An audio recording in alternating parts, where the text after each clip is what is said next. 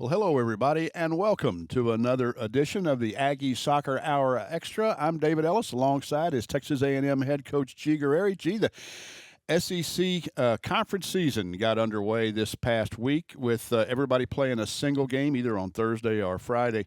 And then Alabama closed out their non-conference season on Sunday.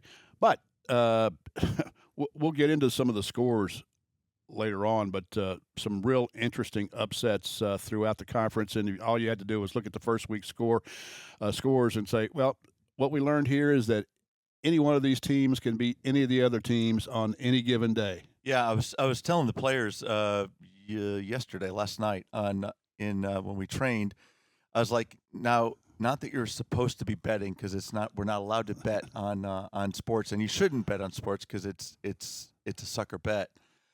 But I think it would be safe this year to say that there's not going to be an undefeated team at the end of the SEC season, and that's as much out of just the respect I have for the other coaches in the league, the talent and the athletes in the league, and it's soccer, so it's crazy stuff can happen. I mean, the fact that there was finally a 10-0 team last season, and it was Mississippi State. I mean, was as much about them setting a world record for goals off of crossbar as anything else. I mean, it's just one of those years, and now I think you'll see that everyone has come to the pack, and there are some really good teams. There's a lot of postseason teams in this league. Absolutely, that is absolutely the case. Let's talk about the game on Friday night. Texas A&M entertained the Georgia Bulldogs to open up the SEC season and came out on the short end of a 3-0 score.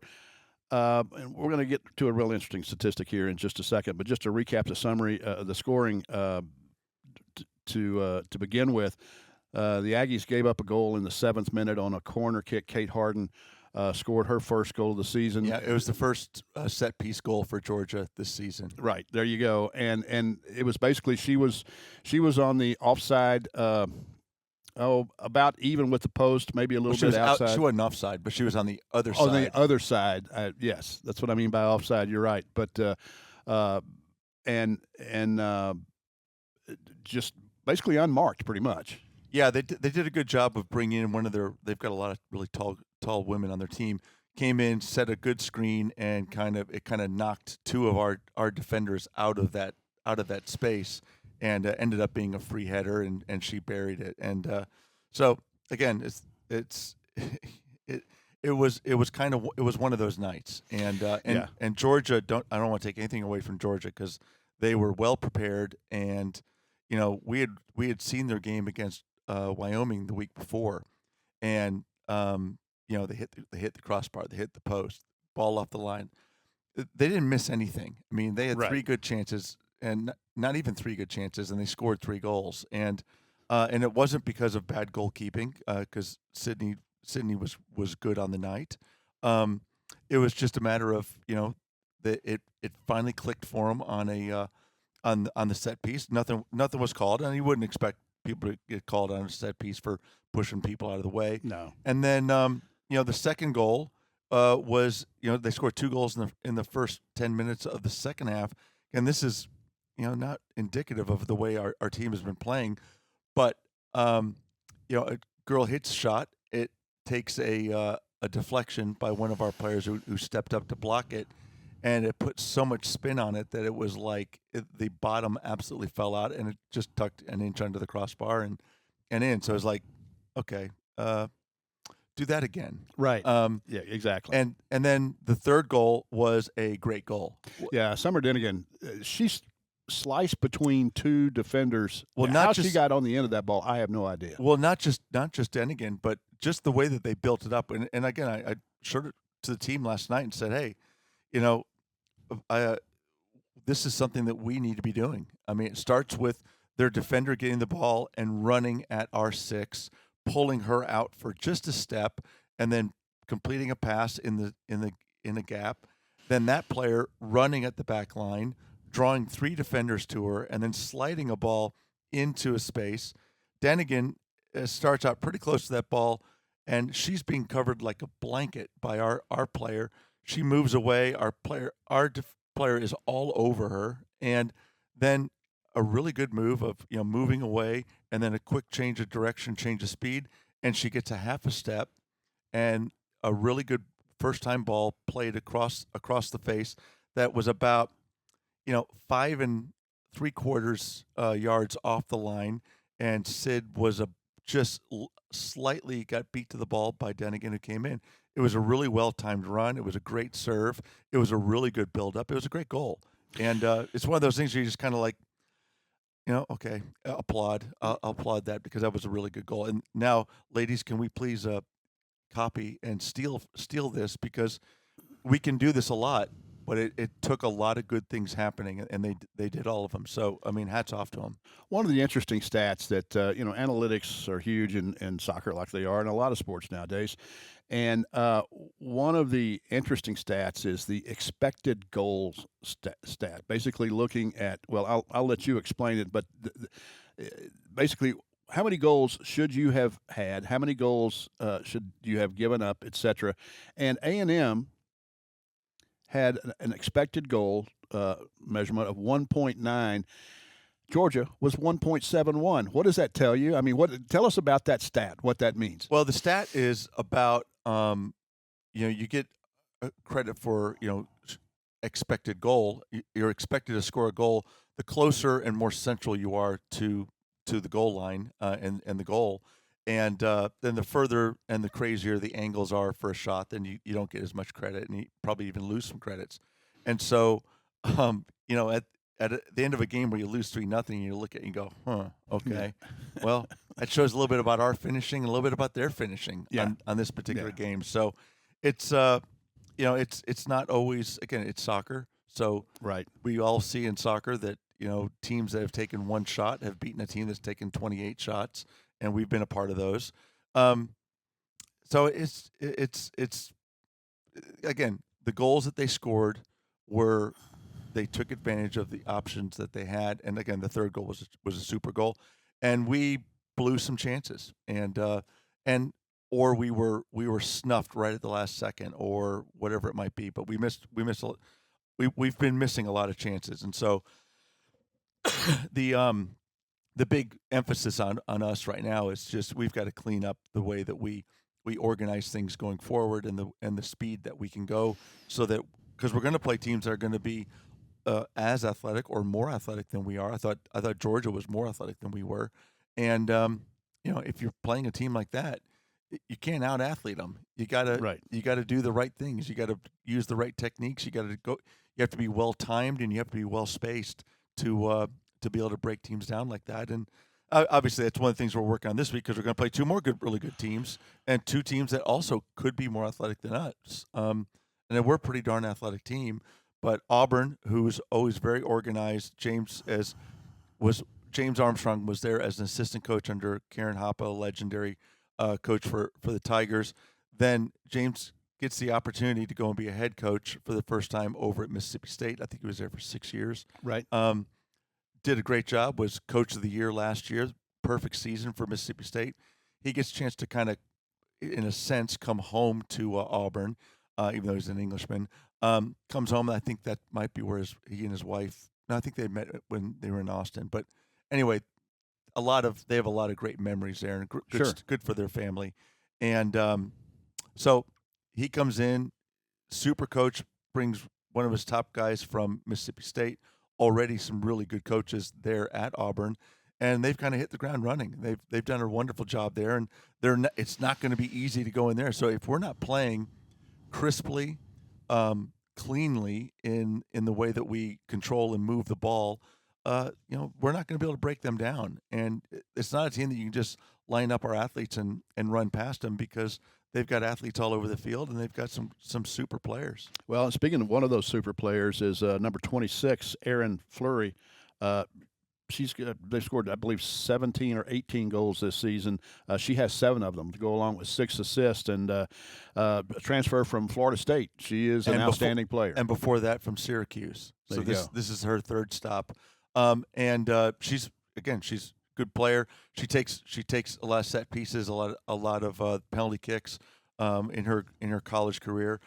she's very confident, but she's very good at using her body the right way. And on top of that, they've got other players that are dynamic going forward. You talk about like Woodson in the back has a great change of speed. You look at players that come out of the midfield for them. Like Hayden Colson, who's a kid from here in Texas. I mean, these are our next level athletes, along with players who are really good on the ball. So, and they're a team that is hard to get behind because they've got good defenders. So, I mean, there's a reason why they haven't lost many games this year. Well, yep, you're right. They're 4-2-2 on the season. They are 0-1. They in the opening weekend they traveled to Ole Miss and came out with a 1-1 draw there, which Ole Miss, another, we don't need to talk about them today, but it's another one of those SEC teams. You talk about things getting kind of bunched up in the middle. They're another team that's improved significantly, and so to take on and tie Auburn. Yeah, and they kept Auburn from any kind of close chances, and goalkeeper played super. She was the goalkeeper of the week this week in the SEC. But that was a game. I think Auburn had 28 shots. Right, they did. And goalkeeper played great. They just barely missed a few of them. But I think even of the 28 shots, I think they had about 13 on goal. So they're. This is a really dynamic attack. And Ole Miss had 4 shots. Yeah, and put one on frame, which is the one that found the back of the net, which was like an only barely. It was a bit of a hesitation by the goalkeeper that allowed her to get on the end of a ball. So again, it's the SEC, so you know that when you go into those places, you're going to go up against a tough lot, but you also know that if you can get a result out of it, it's one that you can really cherish. Absolutely. And then, of course, the Aggies come back on Sunday to take on the Arkansas Razorbacks in a special game. It's Turnip Gold night here in College Station. And we'll talk more about the Turnip Gold Foundation and the Aggies' role in the Turnip Gold Foundation a little bit later. But the Aggies will take on the Arkansas Razorbacks, and they're a team that's 3-2-2 on the season. They won their first game. It's kind of a weird game. They traveled down to Gainesville to take on the Florida Gators. Arkansas got up 3-0 at halftime against Florida. And then Florida had 2 PKs, both of which they converted in the second half to close the margin down to 3-2, and that's the way it ended up. But, Arkansas is always a tough team to play.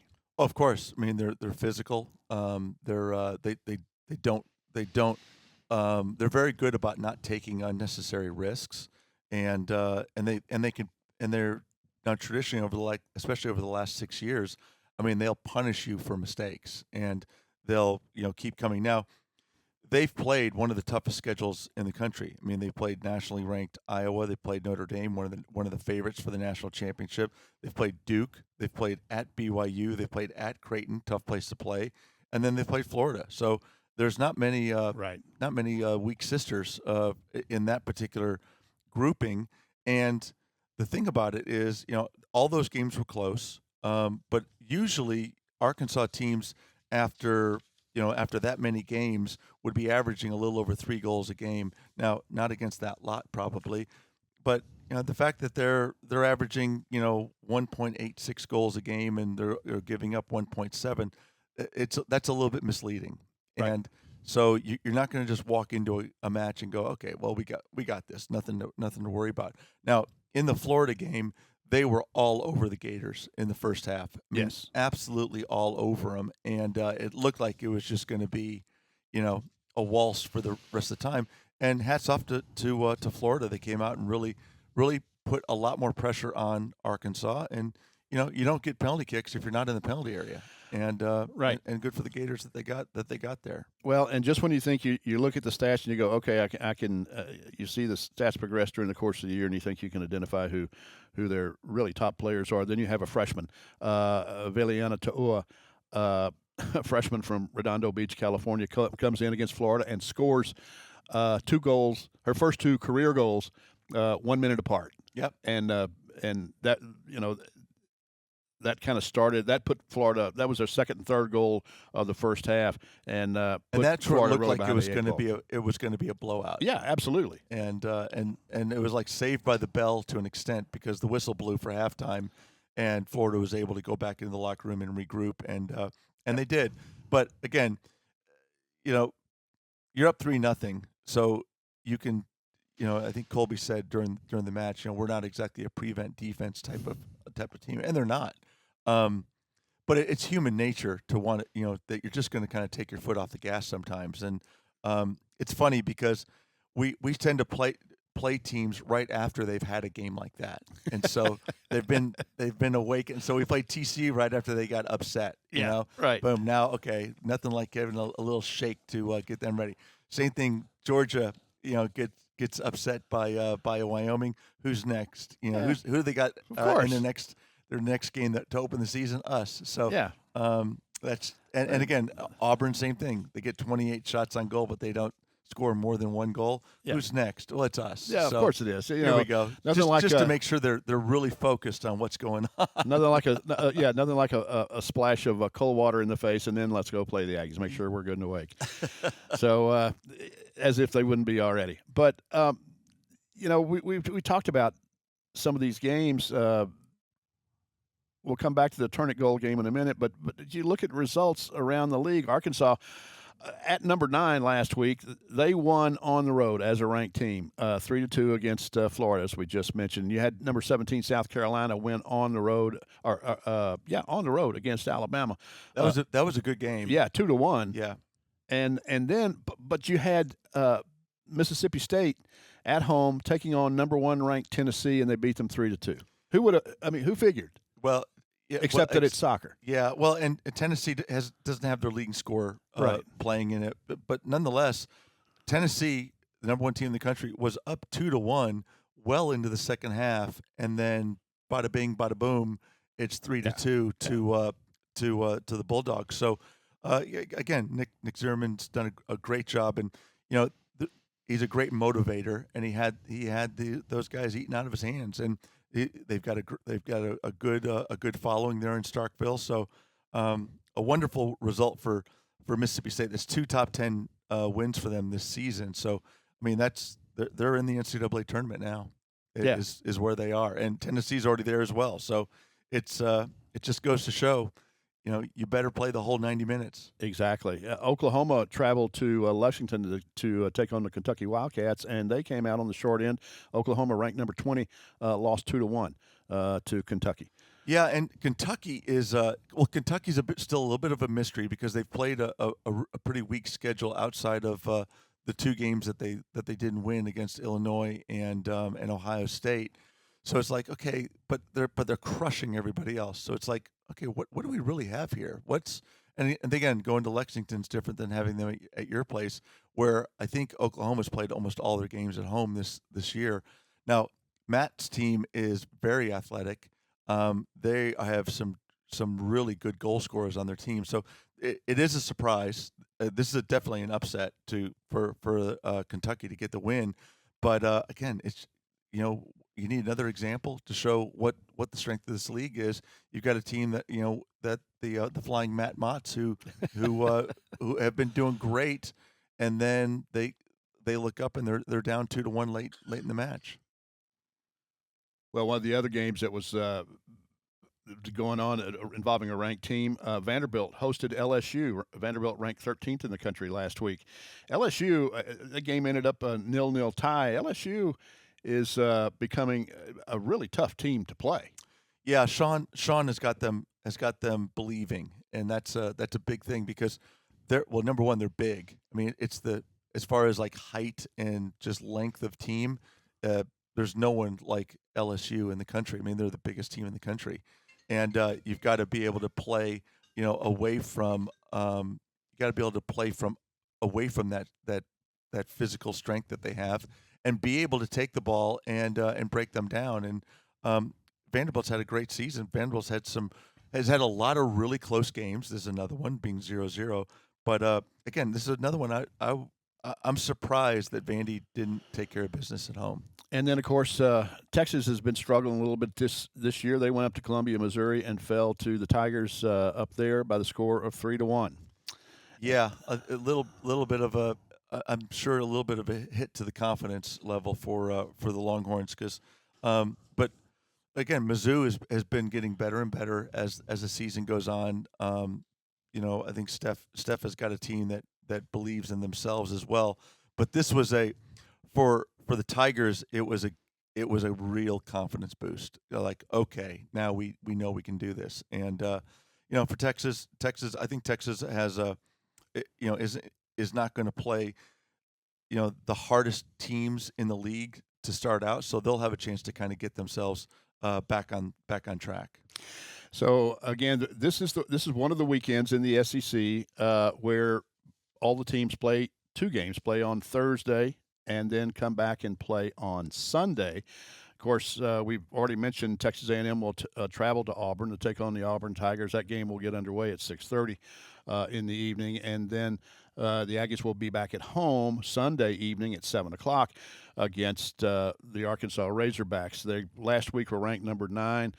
Polls will be coming out momentarily, but they're not going to be any lower than number 9. I can tell you that. No, they'll be well up in the top 10 for sure. So that's going to be. Those are 2 interesting games, very important games for Texas A&M. But Thursday, also speaking of the Razorbacks, before they come in here on Sunday, they will be at home against number 13 Vanderbilt. That's going to be a tough game for them. I think so. I think it's a real kind of it's a clash of styles because Vanderbilt is a high possession team. They want to work the ball. Arkansas is a quick strike team with a lot of pressure on the ball. So can Vanderbilt go into Vietnam and survive is the way it goes. Yep. We talked about Mississippi State coming off their big win over number 1 Tennessee. They will travel to Austin to take on Texas on Friday night. And that's another one too. So you're coming off a huge win. Yeah. Do you carry that momentum forward, or do you are you walking into a trap? Yeah. Are you walking in like going, we don't stink no more. And you walk into Austin, you play in this cavernous, arena, and it's very different than Starkville. And and Texas has been very good at home. So even though they haven't won all their games there, they're clearly a better team at home than they are on the road. And so the rest of the schedule for Friday night, you've got Kentucky at Georgia, who was ranked number 24. When the new poll comes out, they'll be certainly improved over that. Florida, battle for first place right there. Yeah, Kentucky exactly. And Georgia. 2 teams that are both 1-0. Florida travels to Oklahoma. Oklahoma is going to want to stop the bleeding at where it is right now to try to get back level. Ole Miss will travel to South Carolina. Alabama will be in LSU. That's going to be a tough game right there for the Tide to go into Baton Rouge. I don't care who you are and how good LSU is. So happens they're pretty dang good, but playing over in Baton Rouge is tough. And then Missouri will be at Tennessee. And Missouri, coming off that win against Texas we just mentioned, they're going to – and Tennessee coming off the loss, you know that the last thing that they want is to be 0-2 in the SEC. The psychology of these games are I mean, just this schedule was put out more than a year ago. Right. And, it's like, oh, that's tasty. Yeah. That's a tasty one based on what just happened. Exactly. They couldn't have picked it any better. Exactly. And then you're talking about Tennessee, then they will entertain LSU on Sunday. Yeah, that's going to be a great game as well. So, and then Oklahoma, we mentioned that they're going to move from playing Florida and then travel to go take on number 13 Vanderbilt. Yeah, so that's going to be a tough game for them as well. As well as last week. I don't know if OU will be ranked in the top 25 again this week. They might. But that's for Vanderbilt, two ranked opponents this week. That's you got a bit of a handful. Not that we don't with Arkansas coming in, but and then you've got James after playing us at home and Auburn goes to where he just left to play Mississippi State. Yeah. So you think those staffs know each other a little bit? I think then there may be. I don't know that they'll have a homecoming parade of any sort, but Well, they might. I mean, I think he left on good terms, but I think that they're planning on burning his bus while he's there. I think you could be right. You know, and I say this. We were talking before the show started, and I mean, I looked at the schedule Saturday. I looked at it yesterday, and I'm sitting there looking at what the Aggies have in front of them. And I'm sitting there looking at it, and then combining that with the results that we saw that very first weekend. And I'm sitting there going, you know what? We're capable of beating any team on our schedule. We're also capable potentially of losing to any team on our schedule. I mean, it's just that's the way soccer is, number one. But that's the way, based on what we've seen so far, the SEC season is. And not just the one conference game that we have, but the other non-conference results, where you sit there and you look. There's any team in this league can beat any other team. I know that's a cliche, but I don't think it's ever more. It's not the way it used to be. Yeah, not the way it used to be. We could Florida and A&M could kind of come in, and there were certain games that you could throw your second team out there, and right. you were going to be fine. And there's not a single one of them now. You could rest your stars, and that ain't. Those days are past. Yeah, you know, they've made some good hires in the league. There's a lot of money in a lot of those teams, and they've been able to bring in some great talent. So absolutely. So but for the fan, for the casual, and for the neutral, there's some really tasty games here. And you know, the fact that they're all on Thursday, not so much, because you've got a game. The first game starts at 5:30. Then you've got 2 at 6. You got 2 at 6:30 and 3 at 7 o'clock. So you know, have your ESPN multicasting. You know, where you watch the 4 games at once on the ESPN app. But on Sunday, they are spread out reasonably well. You've got 2 at noon with Mizzou at Kentucky and Vanderbilt hosting Oklahoma. Then the 1 o'clock tilts are Georgia, Ole Miss, Texas, Alabama, and LSU at Tennessee. Then when that game ends, you can roll right into the South Carolina-Florida game, which has always been a bit of a rivalry anyway. Now, South Carolina has the upper hand the last 2 or 3 years. And then the nightcaps are 6 o'clock being the game with Mississippi State and Auburn. And then our match, to top off the night against a super talented, well-coached Arkansas team. So it's a Sunday. I know that they play that pointy ball on Sundays as well, but a lot of these games are really good ones to watch. Yeah, they certainly are. So we want to talk about that Arkansas game and some of the activities beyond the game itself. And that is, for those of you who have been around Aggie soccer for a while, know that the Turn It Gold Foundation is an effort that A&M Soccer has been very closely aligned with for years now. And this is the Turn It Gold game. And the Turn It Gold Foundation is a foundation that provides funds for research and treatment in the area of pediatric and childhood cancer. And this is a game where the Aggie soccer players, because of support of fans, because of support of Aggie soccer alumni, ultimately ends up raising a lot of money to go toward that effort. And I will tell you that all of the money goes directly into research to find a cure for pediatric and juvenile cancer.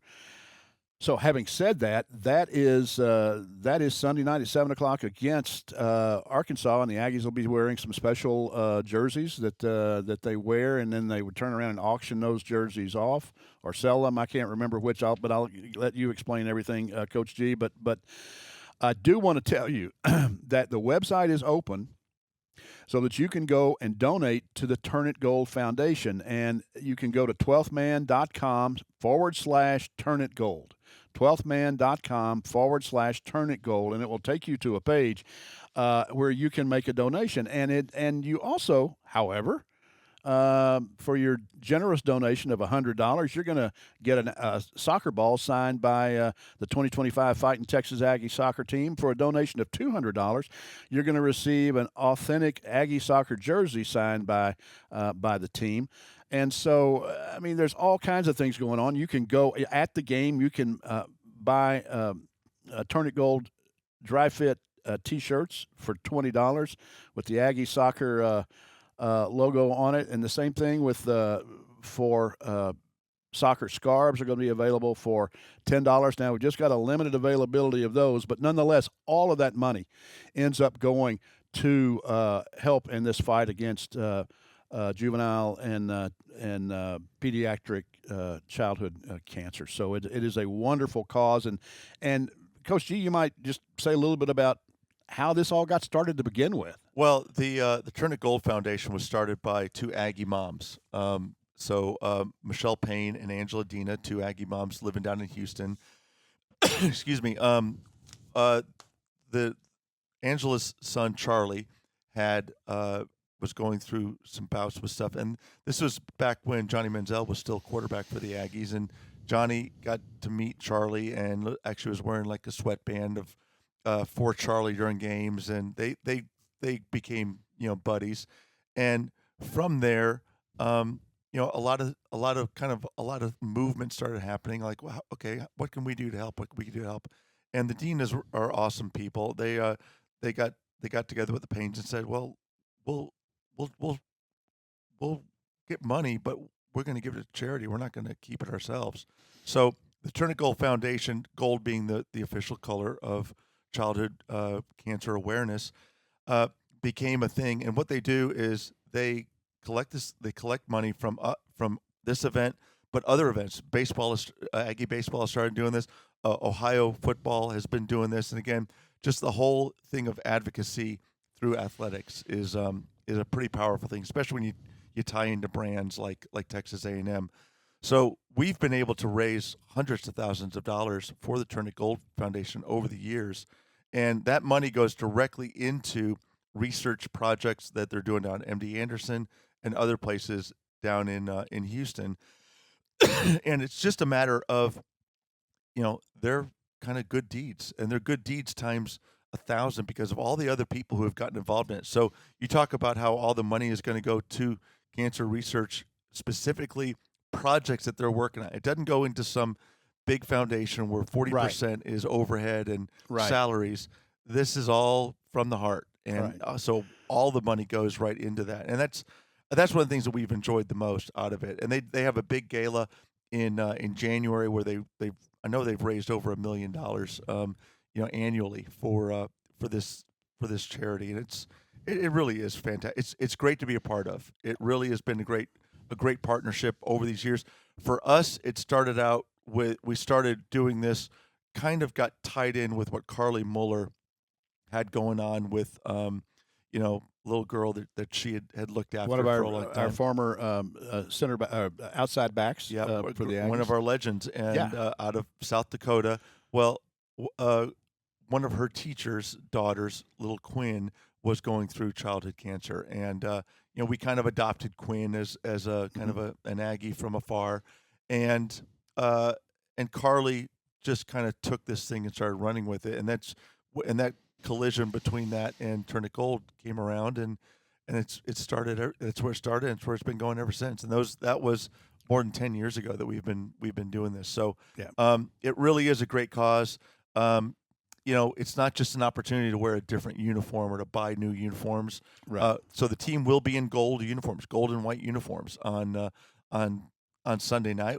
You won't look like us necessarily. There are maroon numbers on the jerseys, but the jerseys that the girls are going to wear are going to be the ones that you can purchase after the game. So they're actual game-worn jerseys, in addition to the people who are going to be at the game who can buy these T-shirts and scarves and everything else. So it's a wonderful cause. Our girls are all in on it, and for good reason, because we got a lot of really good people. Well, and you mentioned Carly Muller. Saw her in Denver when the Aggies tried to play in Denver, and and she is still. I mean, her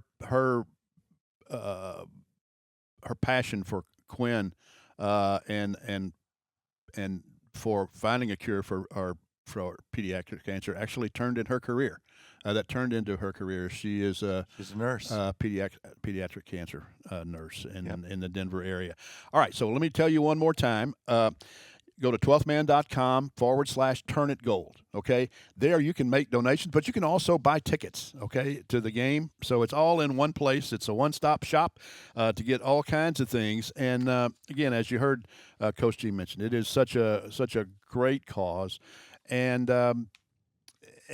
Texas A&M, Aggie Soccer first, and now Aggie Baseball become heavily involved in this effort. And I get a little jealous on that, by the way. Oh yeah, yeah, in because what way? we're allowed to have one charity game, Mm-hmm. all right, which is Turn It Gold is Mm-hmm. what we do. Well, baseball gets a series. Oh, 3 games. They get Because of 3-game games. series. Three games. So Michael Early and the guys, I mean, they get a chance to raise money for the entire weekend. There you go. And which is, again, it just goes to show what the kind of people Michael Early and those guys are. But anyway, I cut you off. And but people need to go 12thman.com/turnitgold and kind of lead with your heart, because this is and bring your wallet. But it's a wonderful cause. And it's something that we do every year just because we have the ability to do it. And Aggie players, has been something that they have been involved in throughout this 10-year period of time. Senior Eloise Deschanel is one of those Aggie soccer players who has really taken the Turn It Gold Foundation efforts and the Turn It Gold game here at A&M to heart. Eloise, tell us a little bit about what this game is all about and what it means for Texas A&M soccer. Yeah, for sure. We've had the annual Turn It Gold game for almost 10 years now, and because of the support of Aggie soccer fans, we've been able to raise a significant amount of money to help fight childhood cancer. A lot of people don't know that childhood cancer is actually the #1 childhood disease killer, and the Turn It Gold Fund is a way we can actually help unite everyone who cares with everyone working to find a cure, and knowing that the power of all of us working together to raise money for research is the best way we have to help. As a team, we have a passion for this cause, about raising awareness to this killer and for doing what we can to help find a cure. For us, I just ask all Aggie soccer fans to go to the Turn It Gold website at 12thman.com/turnitgold. You can buy tickets to the game and make a donation, and when you come out to Ellis Field on Sunday night, you can buy a Turn It Gold dry fit t-shirt. Then, after the game, you can go to the website and bid on the special gold jerseys we wore during the game, which are pretty cool.